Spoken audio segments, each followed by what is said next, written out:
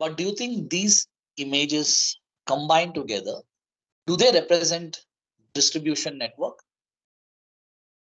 or do you think it is something which is beyond the distribution network? So when we say distribution network, what are we referring to? Distribution network is first of all an important aspect of business, because any business which is offering, whether it is a product or a service, needs a mechanism through which the product or a service can be delivered to the ultimate consumer.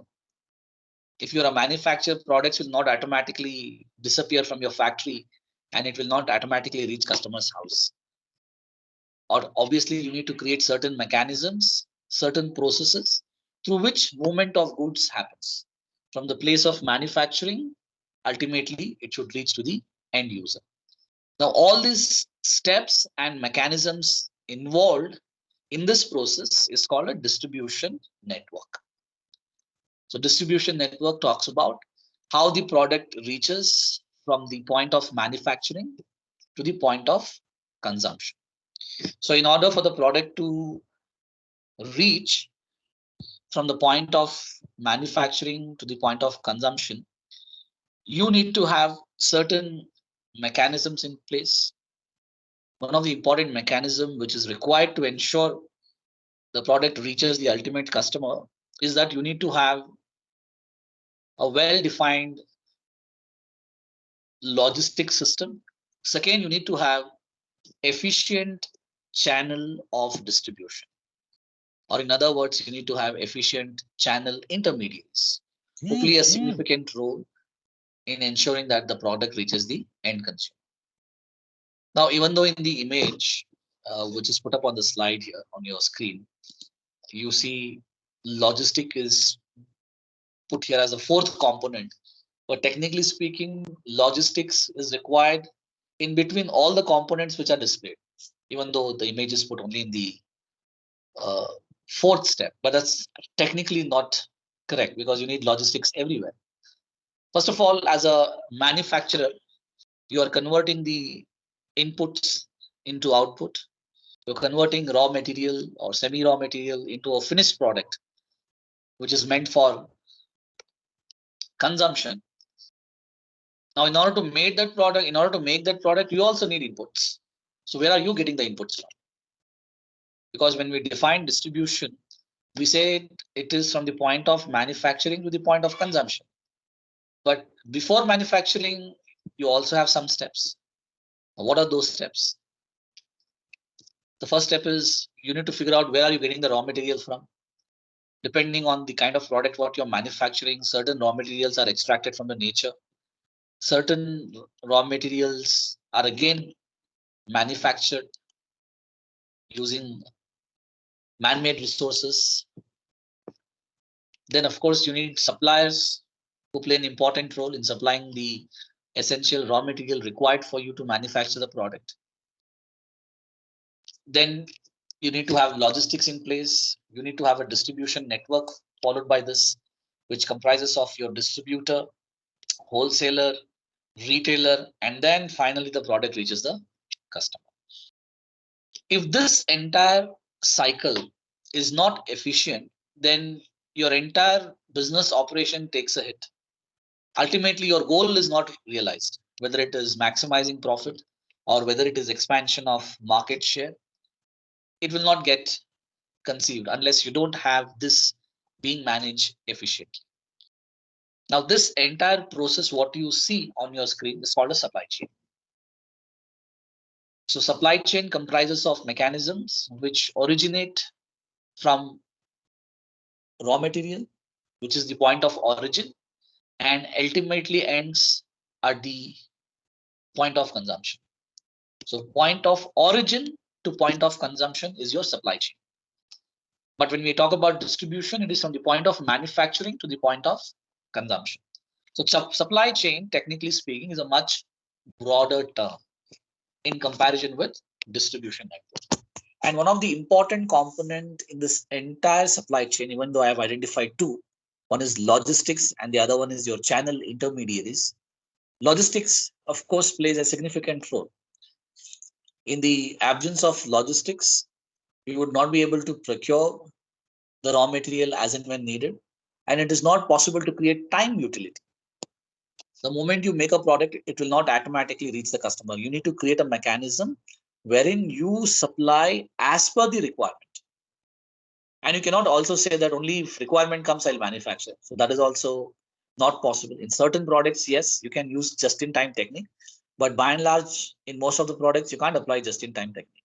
So you need to manufacture and create a buffer, for which you need warehousing and storage facilities.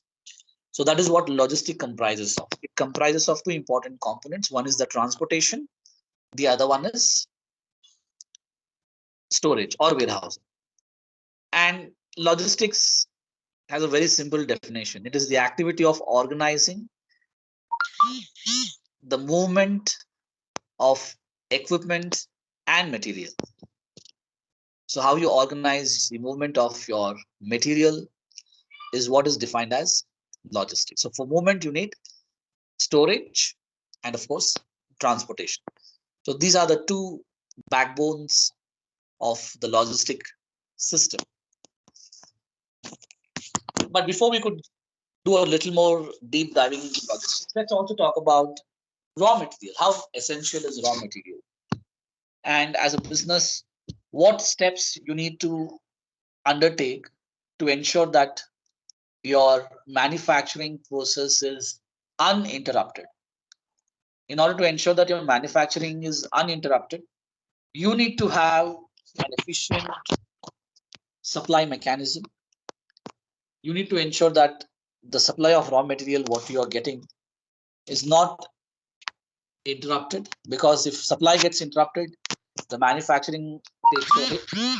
And if manufacturing gets affected, it will have implication on the entire business process. Unless you don't manufacture, you'll not be able to sell. Unless you don't sell, you'll not be able to create revenue.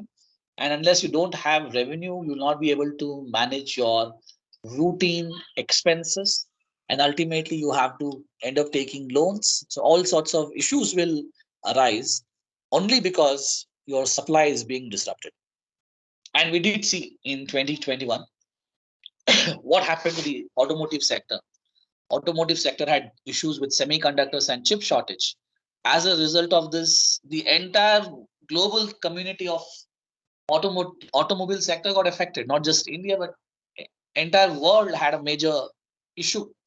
As a result of this, most of the car makers had to cut down on their production, even though they had orders, even though they had demand.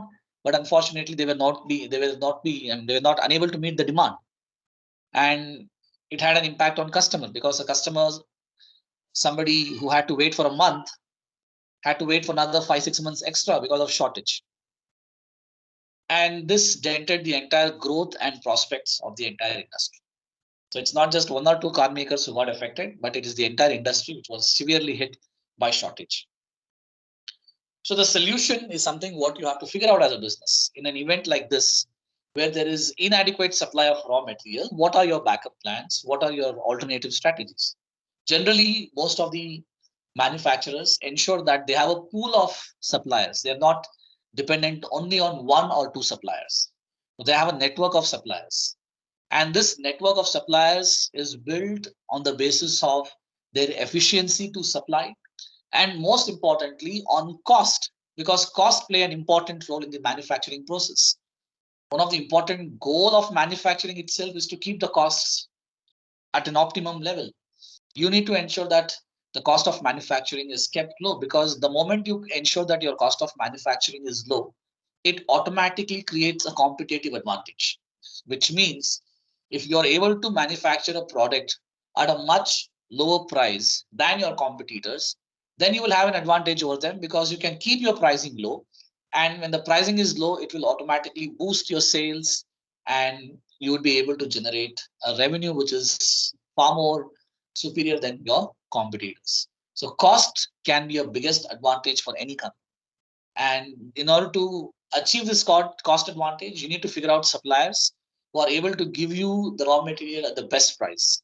and you need to procure it from wherever it is available at the cheapest price. You should not get confined to only a specific geographical boundary. So you may have to figure out in the entire world where the product is available very cheap.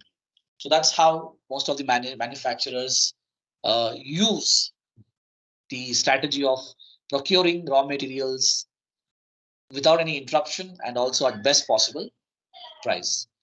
And as I mentioned, this will definitely help them to achieve cost advantage. Now, coming to logistics, logistics also play an important role because you need to figure out a mode of transport which is very efficient, not just in terms of speed, but also in terms of cost. So you need to figure out what are the alternative ways through which you can get those goods transported, get that raw material transported to your premises. So in the context of international business, as you're all aware that most of the trade happens through sea routes. But apart from sea route, are there any other alternatives? Of course, if you want the speed, then obviously you have air transport. But the only issue with the air transport is that it might not offer you the kind of cost what you're looking for. Obviously, it's quite expensive. And in some cases, air transport is not suitable for carrying all forms and kinds of resources and machineries. Some of the heavy machineries, definitely air transport is not advisable or not suitable. In that case, you have to rely on sea route, right? So you need to choose your transportation partners who are quite efficient, who have expertise in the area of shipping, who can get the raw material delivered, goods delivered efficiently at a very affordable price. But sometimes, despite of doing all this, you may still end up landing in trouble on account of various reasons that are far beyond your control. Right? Something which happened recently in 2021. I'm sure you are able to recall the event, Suez Canal obstruction. A ship got stuck there, right? Because the ship got stuck in the Suez Canal, it affected the entire shipping system, and as a result of this, uh, the cargo, the materials did not reach on time. It had an impact on the entire global supply chain. One ship getting stuck, look at the kind of implications it has. So sometimes things can go beyond your control. So that is where you also have to ensure that you always have sufficient raw materials procured and stocked up so that you can use the buffer stock when things go beyond the control. And at times you have to also consider of doing in-house manufacturing of the raw material which you are planning, which you are planning to procure and which is needed in your operations. One company which did think of out of box in this chip shortage issue was Tesla. Tesla decided that it will set up its own manufacturing facility to manufacture chip and other semiconductor required for automobile, right? That will solve all the problem. When you don't have to be dependent, then obviously any kind of disruption will not affect your manufacturing process. So a lot of automobile companies after this global shortage have decided to set up their own manufacturing facility. So at times you need to have a kind of a mechanism which would serve as a backup plan in case if things don't go as per what you have planned. So some of the alternative options available, something which I did identify is that you need to have a network of suppliers. You should not be reliant or dependent on one or two or few suppliers. Second, you should also consider what are the best ways of procuring this raw material. If this can be manufactured in the same facility, then you should better do it. So you should always do this decision making in terms of cost and benefit analysis. So this is about procuring raw material. Once the goods are manufactured, yes, of course, logistics do play an important role. But what also comes into picture is the distribution channel partners. So you have to decide whether you want to use offline channel partners or whether you want to go online and use online channel partners or whether you want to go D2C or in other words B2C, directly to consumer. You don't have intermediary at all in the supply chain, in the distribution network. So this decision has to be taken by considering various factors. You can't be judgmental in saying that okay, we should go for offline or we should go for online. You have to keep in mind a host of factors. There are companies who did start with online, and they did achieve success initially, but ultimately they had to change their channel partner choice. One of the reasons why Xiaomi was able to quickly penetrate into Indian market, because initially when they launched their products in India, they had exclusive deals with all marketplace providers like Amazon, Flipkart, and because of their expertise, their wider reach, Xiaomi was able to quickly capture the market. But at one point in time, Xiaomi also did realize that mere having online distribution network would not help, especially in a country like India, which is made up of more of villages and small towns. So you need a solid offline mode of distribution also. But Xiaomi's competitors did the other way around. I'm talking about Oppo and Vivo. Oppo and Vivo did the other way around. They their focus was more on offline channels than online, and it did pay off because Vivo and Oppo were able to penetrate even in the smallest of the small town. You go to any small town, even for now, you will find Oppo and Vivo's board outside the mobile phone shops. And this is something which Xiaomi did realize, that if it wants to grow and become truly a major brand with a bigger market share, it has to go offline. And Xiaomi did that. And now it is one of the India's leading mobile phone companies with highest market share. So you need to do a lot of critical analysis before jumping to a conclusion that which mode you want to follow, whether it is offline, online, or a combination of both. Right? Something that happened with Lenskart also. Eventually, Lenskart was more of an online retailer format is what they started with, but they realized that the product what they're selling in itself is not suitable for an online platform, because uh, glasses or spectacles is something which you want to try and see how it looks on you, you want to feel and then buy. I mean, you might have an artificial intelligence uh, and other machine learning processes in place which would actually help the user to see virtually how they look when they wear that specs, but still this concept was not suitable for Indian markets. And eventually, Lenskart also had to decide that it will also go with offline channels. And it did use the franchisee model, not the wholesaler, distributor, or retailer model, directly franchisee model, in which a retailer will market the products in return for royalty. So that's a franchisee model. But again, it's an offline, but yes, it does not involve all your channel intermediaries. It's like business to retailer, from retailer to customers. So hardly there is one franchisee retailer who is involved in the entire process. So you need to do a scrutiny of all this before deciding what mode you want, right? So that's what I wanted to highlight. I wanted you to know that what's the difference between a distribution channel and a supply chain network. Now, what you see on the screen is the diagram of a supply chain, right? Because in supply chain, you have both suppliers network plus the distribution channel combined together with the logistics. Now, what are some of the important functions performed by the intermediaries, be it Amazon or be it a wholesaler or a retailer? What kind of benefits do they offer to the manufacturer? So the answer to this question is a host of benefits, some of which are being put up on this slide. The first one being facilitating demand, because this is an important area where intermediaries can help, right? So don't be under the impression that only the manufacturer does facilitate the demand. In order to increase the demand, manufacturers do use tactics like promotion, advertisement, all this. But ultimately, it is the retailer who also has a significant role in pushing for the product, right? And that's what we get to see whenever we visit these departmental stores or supermarkets or hypermarkets, right? We go there with an intention of buying a certain product and certain quantity, but most of the times we are not under the control of our own decision.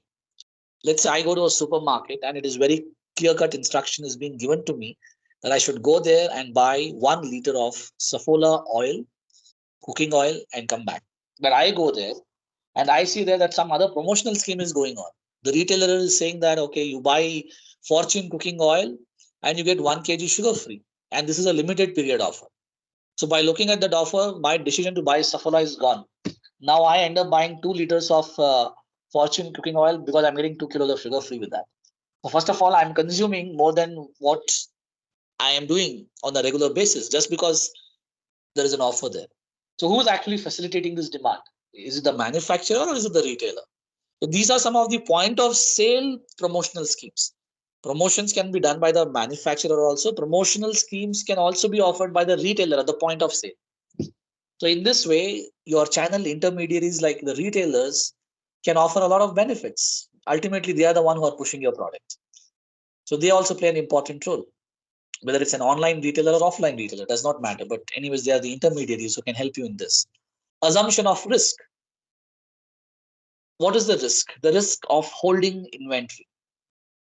Because when you're piling up a lot of stock, right, that in itself is a risk because you don't know what is about to come. Imagine you have piled up stock and there's a lockdown, and ultimately the stock what you have procured, there's an expiry date to it. So ultimately, you are the one who will suffer all the loss. It's not the manufacturer. Manufacturer has got rid of his stock. He has given it to the distributor. Distributor has given it to the wholesaler. Finally, the stock has come in your store and it is lying there. So ultimately, you have to bear the risk of holding the inventory. There are many risks. One of the risks is what I have mentioned. And some of the other risks include technological advancements. Imagine your product, you're offering a product, and unfortunately, within few days, there's one more new model which has come. So now you have to somehow get rid of the old model by giving a lot of discount. Sometimes you have to sell it below your cost price, and ultimately you will end up suffering huge amount of losses. But manufacturer is safe. It is a retailer who has to bear the brunt. So these channel intermediaries also assume the risk of holding the inventory. And financing, this is something which we as a consumer we always like, because we want to buy a lot of things, but the only reason is that we don't do it is because we have financial constraints. We have a budget, and in that budget we don't have sufficient resources to buy what we are looking for. And that is where all your retailers, whether they are online or offline, offer you credit facilities by collaborating with various financial institutions. So these financial institutions did include banks, but now in this era, you have a new set of financing companies, which we generally call them as fintech companies. So in a matter of clicking few buttons on your mobile phone, few taps, the loan is processed. And online platforms like Flipkart, Amazon, and so many others are also offering you an option wherein you have to buy now and pay later as per your convenience. And if you buy cash, you don't get such discount. But when you opt for buy now, pay later, you get additional discount. Look at the way these players are luring the customers, right? So in the absence of financing option, definitely demand would be hit, consumption will go down. So all these financing schemes ultimately are given by the intermediaries, which is actually helping the business, the manufacturer. Now, some of the other things what these intermediaries do is also highlighted here: buying, assembling, grading, packaging, selling. And one of the common concept in the context of buying, selling, grading, and packaging is white labels, or also known as private labels. So you go to a supermarket, you get groceries and certain products which are already packed, and you will have the name of the seller on it, not the name of the manufacturer. You go to Reliance, you get to buy Reliance sugar. Reliance technically does not make any sugar at all. They're not the manufacturer, they're only the seller. So only their brand label is put. And they have done the packaging, and they also do grading, which is the first grade A, grade B product. So that is also done by them. So manufacturer gets that benefit also from the intermediaries, that they are doing the labeling, branding, grading, assembling, and they are selling it. So that is also a benefit which the manufacturer can derive by having an efficient distribution channel partners. Supply of market information that comes from retailers are very important, because out of all the intermediaries, what I was referring to you, it is the retailer who actually communicates with the customer. So retailer is the face, and retailer is the one who interacts with the customer. So customer gives a lot of feedback, a lot of insights, and this information is also passed on to the manufacturer by the intermediaries. So these are the ways in which intermediaries play an important role in the overall success of the business. So this area in itself cannot be neglected and ignored, because this supply chain and distribution can be a reason for an organization's success or failure. Right? And moving on, we have customer, who is the very basis of the business existence, right? The customer is the crux of all the marketing activity. The very own purpose of doing business is to ensure that you are selling products to customers and ensuring that they're satisfied with what you're offering and they repeat the sales and your profit gets continuous. So the continuous flow of revenue happens. But what happens in a situation where you have not understood your target market well? It means the customers to whom you want to sell the products, you don't have a proper understanding of those customers. And invariably, you have already launched the product in the market, or you've already offered, right? It can be a product or a service, but customer did not like it. Customer is not convinced with your offer. In a situation like this, what will happen? In a situation like this, your product will fail, and product failure will have severe implication on your overall business performance. And in case if you're offering one limited product, and if that's your only product, then your entire business will also fail. So that's where you need to have a thorough understanding of your customers. Now, recently I was doing a research on the OTT platforms. Me and some of my students are involved in this activity. And I did figure out of late why some of the OTT platforms are not doing well in India. And one of the OTT platform which has terribly failed to attract, to lure Indian customers. Any guesses? Who am I referring to? An OTT platform that has not able to understand Indian consumers well. Complete failure of understanding what exactly Indian customer wants. I mean, there are many other OTT platforms who have reasonably done well. OTT business itself is quite challenging in a country like India, but despite of that, some platforms continue to do well, whereas this company has terribly failed. So I am referring to,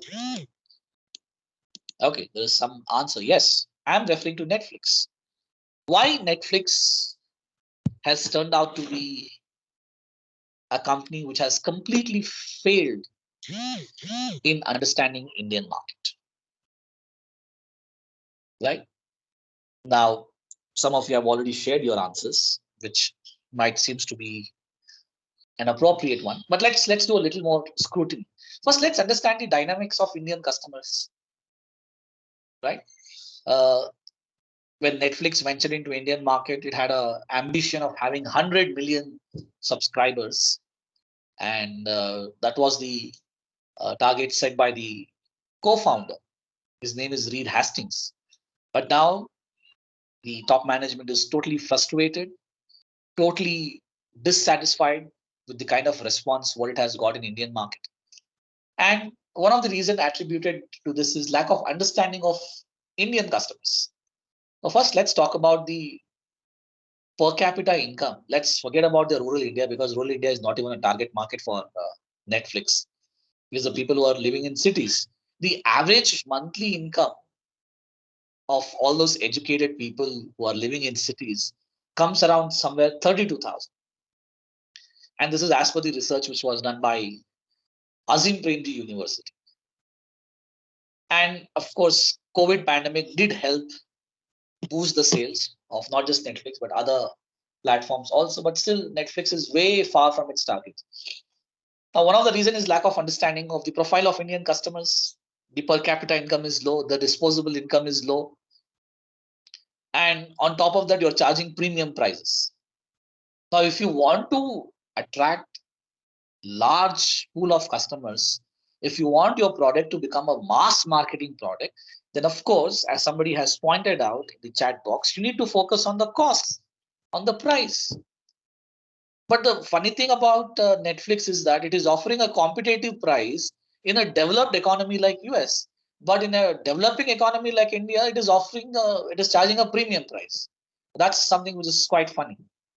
Because when you do a comparison between Netflix and Prime Video in USA, they both are charging somewhere around $10, right? They are charging around $10 per month. I'm not talking about per annum. Per month, they are charging somewhere around $10. But when Netflix entered into India, the kind of pricing what they have set itself is, you can easily make out that it will not be successful. The plans varied from 6,000 to 11,000 rupees. Who will invest 11,000 rupees for streaming service, especially in a country like India where content is available free on internet? You want to watch a latest movie, it's there on torrent. All you have to do is download it, right? Because we do have a lot of regulations pertaining to piracy, but they're not efficiently implemented. So you get a lot of content free. You don't need any streaming service like Netflix or Amazon. The moment the movie is released, you get the cam rips, then you get Blu-ray, all sorts of content you get. That itself is a challenge. Unlike in USA, you go to jail, but in India, you don't go to jail, right? So first of all, who's bothered to watch as to who's uploading video on internet? It's impossible. So the mechanism itself is not suitable. On top of that, premium price. So Netflix strategy has not worked in India as of now because they are never going to offer a kind of price which is required to appeal to the masses. In fact, last December, just last month, they had cut down their prices by almost 60%. And they came up with a new plan, 149 rupees per month for mobile only. And for TV subscription, it was somewhere between 200 to 700 rupees per month. Right? Earlier it was 800 per month, so they reduced to 650 per month. But still, it is coming. The cost is coming around somewhere between 3,000 to 8,000, which is again very high in comparison with the other competitors. Look at the other competitors. Look at Amazon Prime, right? Only 999 rupees. Even though they have increased it to 1,500 now, but still during discounts and promotional offers, you can easily buy 999. And it's a package. It's not just you're getting video streaming services. There are other things that are also attached to it, which is not in case of Netflix. If you pay 999 in Amazon, right, you get Prime Video. On top of that, you get Prime membership where you get faster deliveries. You get Prime Music. There are so many other benefits attached to the main package. And the best of all these competitors, according to me, is Disney Hotstar, because Disney Hotstar has struck the right chord. They have different packages, which is more appealing to Indian kind of a mentality, right? So you get to watch all your favorite Hollywood, Bollywood movies, and Hollywood movies are offered in different languages, right? You get to watch the TV shows. On top of that, you get to watch the most popular sport and loved sport in India, and that is cricket. What else you want? So Hotstar seems to be doing extremely well in this platform, not because of the kind of package what they are giving, but also for the price what they are charging. It is creating value, and that's what I said in my earlier lectures also, that if you want to survive in a country like India, you have to create customer value. Premium pricing will not work. Even if you charge premium pricing, you need to offer value for that, and that is something which Netflix has completely failed to do it, because it did not understand the mindset, the attitude of Indian customer at all. And of course, you also have some of the other players like Z5, Woot, Balaji. Even these people are doing fairly well, right? So that's the reason why you need to focus on understanding the customer first. The moment you fail to understand customer, and after launching the product, you're trying to match your product with customer, it doesn't work. First, you understand the customer, then you design your offer. Only then you will succeed. Now, in order to do this, in order to understand customer well, in order to ensure that customer likes and gets satisfied with what you're offering, there is a analysis which you need to do, and this is called 5W analysis. And this analysis has a lot of questions, but it does gives you a very impacting output. The moment you answer all these questions, automatically you'll get a picture in which you have comprehensive understanding of your customer. So let's see what are these questions, because the moment you get to see some of these questions, you will automatically get to know what is that I'm trying to convey and how important is this 5W model for customer analysis. So the first set of questions begins with who, And this first main question in itself is so important. It is a simple question, but if you answer this, you get a lot of insights. Who are our current and potential customers? Because most of the time, businesses do focus on their current, while little attention is paid to the potential or the prospective customers. So, in the context of St. Joseph's College, let's talk about St. Joseph's College. Technically, who are our current customers? Our current customers are students who fall in the age group of 18 to 21 years for UG program, 21 to 23 years for PG programs. And these are the students who are sponsored by their parents. The parents pay their fees. These students study, and their exclusive task in itself is to focus on their studies. They have no other commitment. They have no other burden on them. So these are our current customers. But who else can be our customer? So that's a question which I had raised a couple of years back, and some of my friends along with me in one of the board meetings. And we did came up with a solution that why can't we offer a program which is exclusively designed for working professionals who have already completed their graduation but still want to learn something, still want to gain some insights, which would help them in grow in their professional career, which can add some value to their professional career. And that's the reason we decided to offer this so-called MBA training program. So we did ask this question in the year 2012, and we got an answer. And now you have again become our current customers. So potentially you have become current. Now, after which we have not asked this question again. So probably when we ask who else we can offer, probably we might, come up with some idea. Because the more often you ask this question, you're adding on more number to your customer base. You're actually expanding your market. So this question is a fundamental question for any business, right? So that's how it is. Now, obviously, there is seriously nothing wrong calling a student as a customer, right? So that's how it is. I mean, if somebody says, sir, how we are a customer, I would probably smile at you, because we are living in an era of commercialization. You're not living 60, 70 years back, wherein education was perceived to be a noble, charitable service. Okay. Yes, education is no longer a charitable service. Healthcare is no longer a charitable service. These have become most emerging commercial services. Okay, so from that perspective, yes, there's a relationship of a business and a customer between a student and an educational institution. Yes, and yes, there are educational institutions who still work on certain value system, who do offer programs at a reasonable price, but not free of cost. Okay, so we are offering you this program and other programs at a very reasonable price, because we also want to have some ethical consideration and keeping in mind the value system which the uh, founders of this organization believe in. But you cannot deny the fact that there is no customer business relationship between us. So that's how it is, right? And that's how it works. So you need to ask these questions to get more insights about your customers. And this is something which Netflix did not contemplate on properly. Because when you look at here, it says demographic, geographic, psychographic. A lot of elements are involved here, right? Demography is the study of population. So we study what is the income, what is the disposable income, what is the savings, what is the standard of living, and what is the gender, all that. And this is where Netflix went wrong. Did not understand the income earning capacity and did not keep the pricing based on that.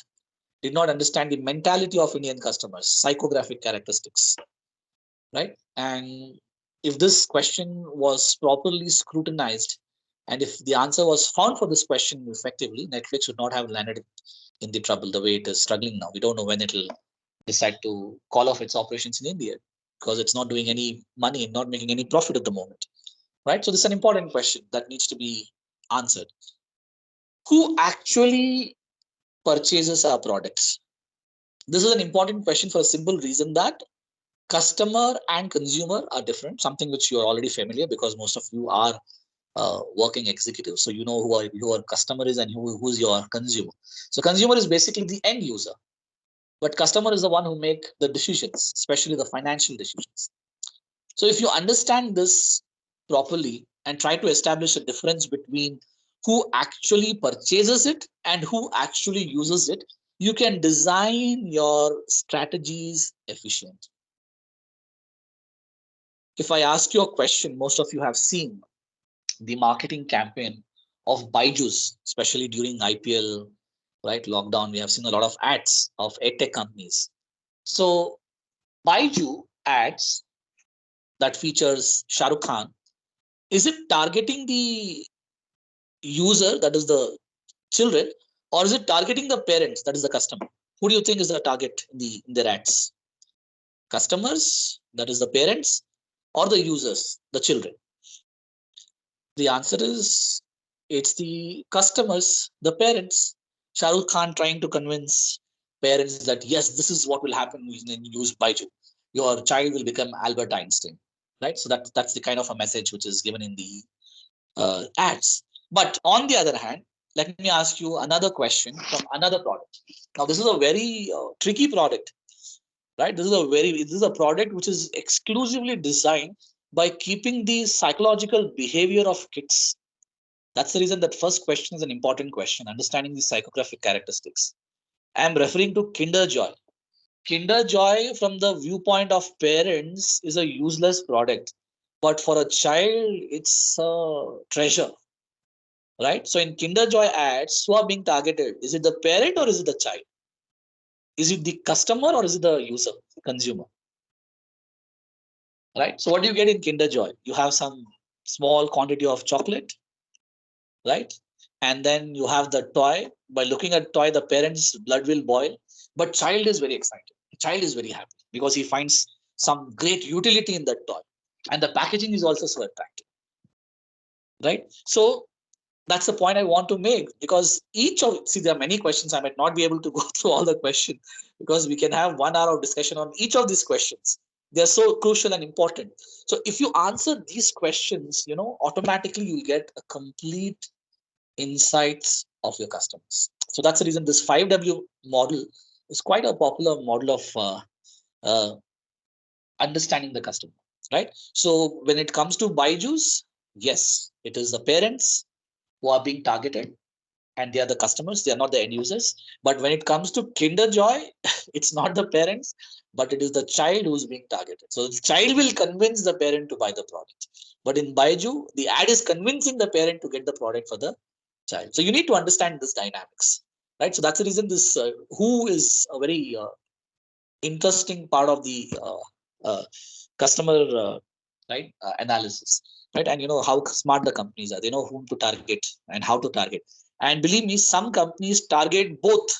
Probably in the next class, I'll tell you how some of the companies are targeting both.